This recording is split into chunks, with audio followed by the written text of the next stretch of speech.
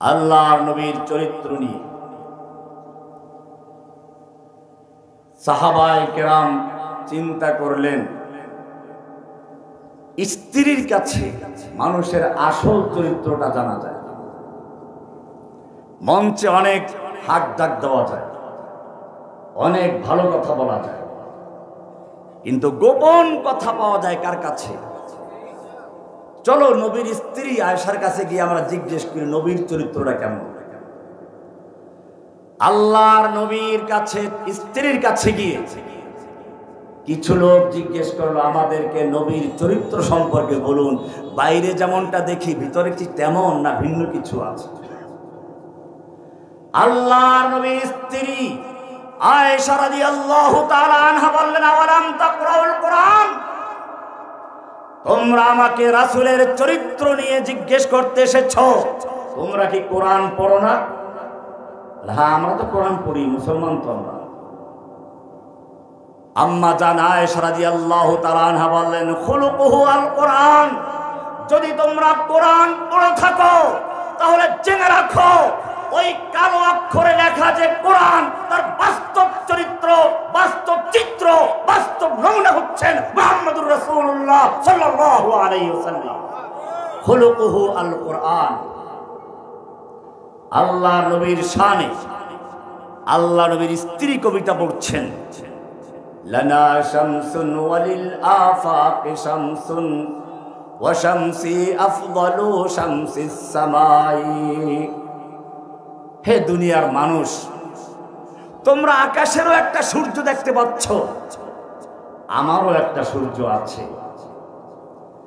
আকাশের সূর্য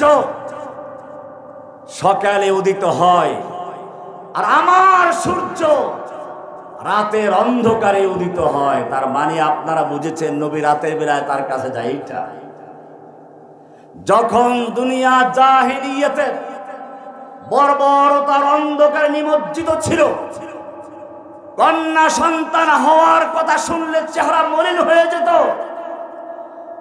নারীদেরকে জীবন্ত কবর দেওয়া হতো, হত্যা, ধর্ষণ, খুন, লুটতরাজ ছিল তাদের নিত্যদিনের কর্মসূচি।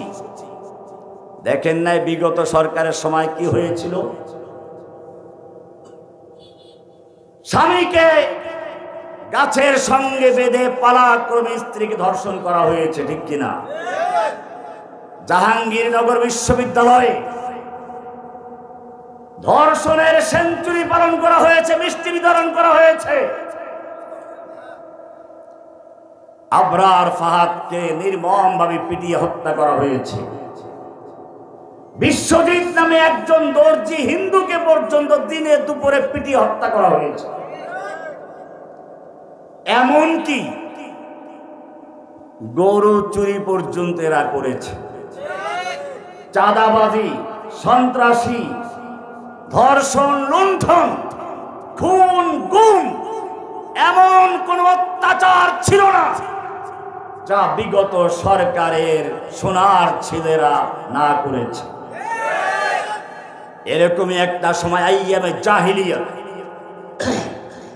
আল্লাহর নবী যখন দুনিয়াতে পা রাখলেন, আগমন করলেন, ওই বিগত সরকারের সময় যেরকম জাহিলিয়াতের যুগ কায়েম করা হয়েছিল, আল্লাহর নবী সেরকমই একটা জাহিলি যুগে আসলেন।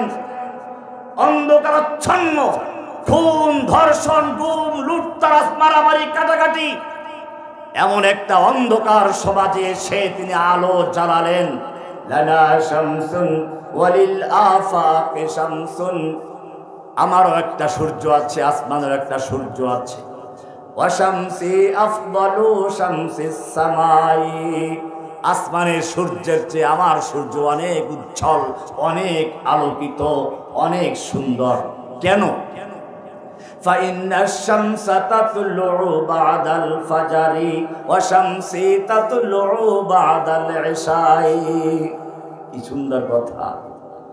আসমানের সূর্য ওটা তো ফজরের পরে উঠে, আমার সূর্য যখন পৃথিবী অন্ধকারে নিমজ্জিত হয়ে গিয়েছিল সেই সময় আমার সূর্য উদিত হয়ে পুরো দুনিয়াকে আলোকিত করে দিয়েছে।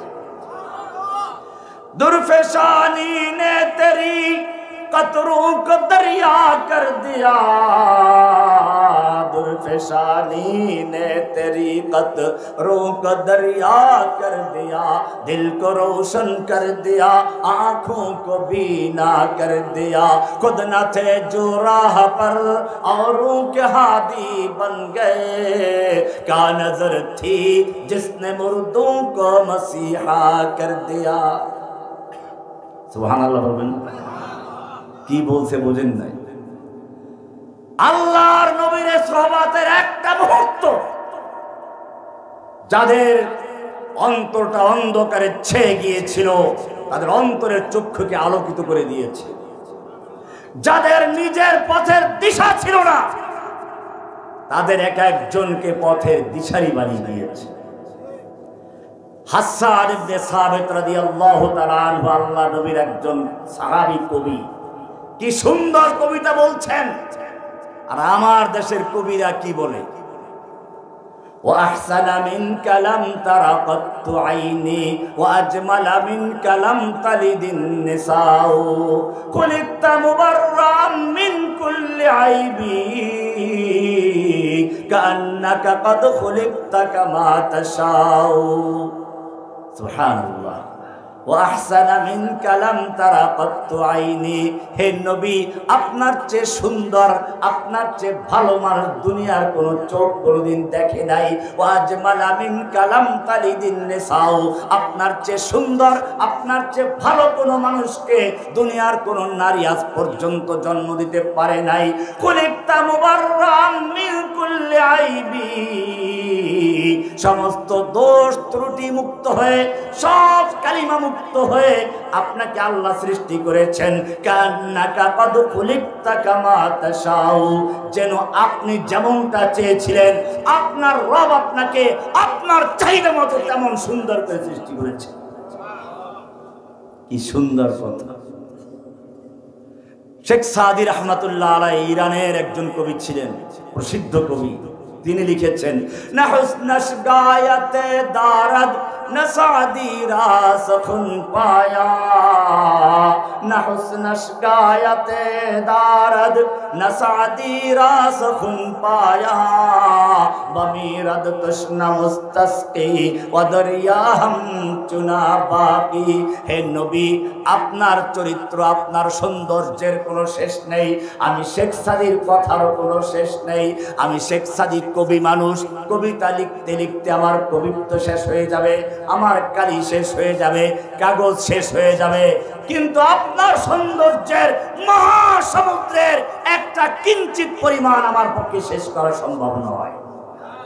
তবে একটা কথা বলে দিচ্ছি, লা ইউমকিনুস সানাউ কামা কানা হাক্কুহু বাদা খুদা বুজুর্গত্ব কিসসা মুখতাসার। হে নবী আপনার সৌন্দর্য, আপনার প্রশংসা যেমনটা করা উচিত আমার পক্ষে কেন দুনিয়ার কোন কবি সাহিত্যিকের পক্ষে সম্ভব নয়।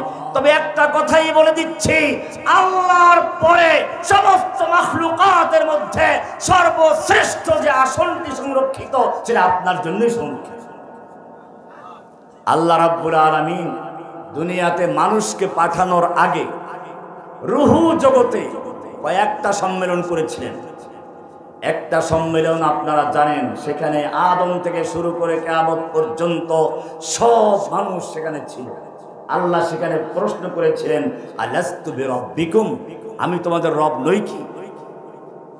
ওখানে সবাই ছিল, কিন্তু আল্লাহ তার রুহু জগতে থাকা অবস্থাতেই আর একটা সম্মেলন করেছিলেন বিশেষ মানুষদেরকে নিয়ে। সেখানে আপনি আমি এমনকি আমাদের নবীর মৃত্যু পরে কিয়ামত পর্যন্ত আর কোনো মানুষ ওখানে ছিল না। নবীদের মজলিস, আল্লাহর রসুলদের মজলিস, সব নবীদেরকে একাত্র করা হলো। একটা পোস্টারে বক্তাদের নাম লেখা হয়, প্রধান বক্তার নাম নিচে থাকে না উপরে থাকে? মাহফিল শুরু হলে প্রধান বক্তা শুরুতে আসে না শেষে আসে? আগে ছোট ছোট বক্তারা নিচের দিক থেকে আসে।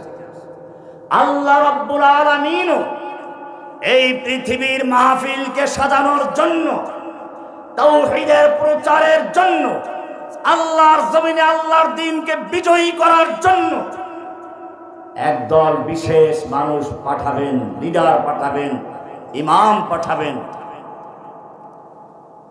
সেই ইমামদের যে পোস্টার ছাপা হলো তার সর্বপ্রথম হেডলাইনে যেই নামটা ছিল মুহাম্মাদুর, নিচের দিকে আদম, সফিউল্লাহ, মুসা, কালিমুল্লাহ, ঈসা, রুহুল্লাহ পর্যন্ত অসংখ্য নবীদের নাম লেখা হলো।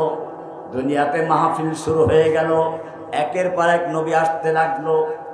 এই মাহফিলের বক্তাদেরকে আল্লাহ রাব্বুল আলামিন একাত্র করে বিশেষ মাহফিল করছেন। সেই মাহফিলের প্রধান আকর্ষণ, প্রধান মেহমান, ওই মাহফিলটা যাকে নিয়ে গঠন করা হয়েছে তিনি আর কেউ নন, তিনি হচ্ছেন আপনার আমার নবী, সরওয়ারে কায়নাত, নবী আখিরুজ জামান, খাতামুন নবীন, মুহাম্মদুর রাসূলুল্লাহ সাল্লাল্লাহু আলাইহি ওয়াসাল্লাম। কোরআন পড়ুন। وَإِذْ أَخَذَ اللَّهُ مِيثَاقَ النَّبِيِّينَ لَمَا آتَيْتُكُم مِّن كِتَابٍ وَحِكْمَةٍ। আল্লাহ রাব্বুল আলামিন বলছেন, সমস্ত নবী রাসূলদেরকে আল্লাহ স্পেশাল ভাবে একাত্র করে বলছেন, লামা আতাইতুকুম মিন কিতাবিন ওয়া হিকমা, ও নবী রাসূলগণ শোনো, আমি তোমাদেরকে কিতাব দিব, হিকমত দিব, নবুয়ত দিব।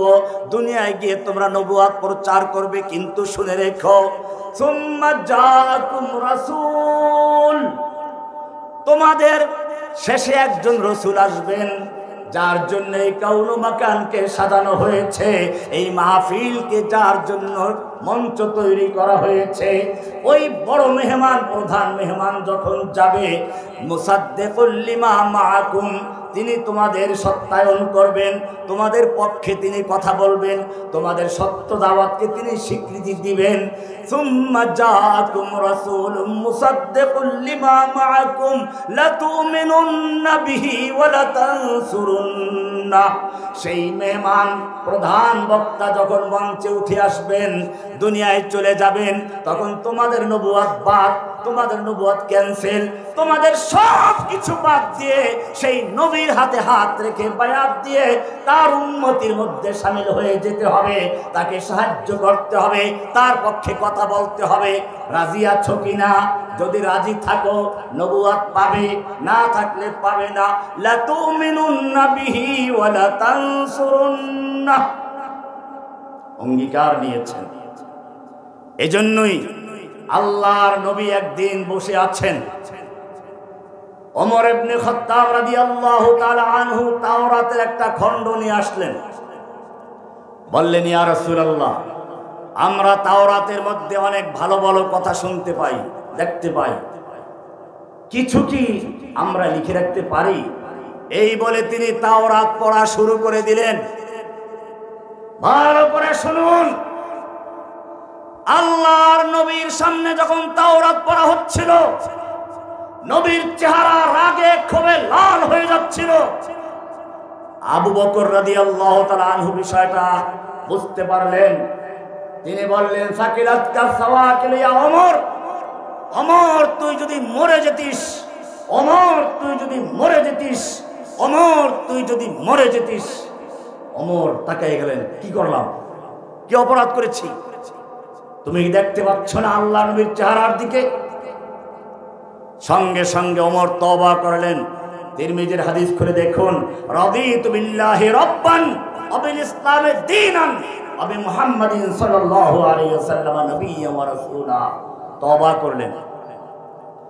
এরপরে আল্লাহর নবী যেটা বললেন ভালো করে শুনুন, কান লাগিয়ে শুনুন। আল্লাহর নবী পরিষ্কার করে দিলেন, তুমি আমার সামনে তাওরাত পেশ করছো, আল্লাহি লাউ কানা মূসা হাইয়ান, এই তাওরাত কিতাব যেই নবী মূসার উপর নাযিল হয়েছে, আজকে যদি সেই মূসা নবী জীবিত থাকতো, তাহলে মূসা নবীর জন্য মুক্তির কোন রাস্তা খোলা ছিল না, মুক্তির কোন উপায় ছিল না আমার উম্মতের অন্তর্ভুক্ত হওয়া ছাড়া। মা ওয়াসিআহু ইল্লা ইত্তিবাই, কারণ সবাই অঙ্গীকার করা, লাতুমিনুন্না বিহি ওয়া লাতানসুরুন্না। সেই প্রধান মেহমান যখন আসবেন, এই মেহমান আসার সঙ্গে সঙ্গে তোমাদের নবুয়ত স্থগিত থাকবে, তোমরা তার উম্মতের মধ্যে শামিল হয়ে যাবে, তার কাছে ঈমান আনবে, তাকে সাহায্য করবে। এই কথার যদি স্বীকৃতি দাও তাহলেই কেবলমাত্র তোমাদের নবুয়ত দেওয়া হবে, নতুবা বাদ। কে বলেছেন? কোথায় আছে? কোরআনে আছে। ক্বালা আ'আকরারতুম, শুধু এতটুকু বলেই ক্ষান্ত করেন না, আল্লাহ আবার পাল্টা প্রশ্ন করেন, আ'আকরারতুম, এই শর্ত মেনে নিচ্ছ তো, স্বীকার করছো তো? সকলেই বলল ক্বালু আকরারনা, সকলেই বলল হ্যাঁ আমরা স্বীকৃতি দিলাম, আমরা মেনে নিচ্ছি। ক্বালা ফাশহাদু ওয়া আনা মাআকুম মিনাশ শাহিদিন, তাহলে তোমরাও সাক্ষী থাকো, আমিও সাক্ষী রইলাম। খবরদার দুনিয়াতে গিয়ে আমার প্রধান মেহমান যখন আসবে তার সামনে যেন কোনো বেয়াদবি না হয়। বোঝা গেল আল্লাহর নবী প্রধান মেহমান। প্রধান মেহমান বক্তব্য দেওয়ার পরে যদি কোনো ব্যক্তি বক্তব্য দিতে আসে তার বক্তব্য কেউ শুনে? প্রধান বক্তা বক্তব্য দেওয়ার পরে মঞ্চ ভেঙে যায়।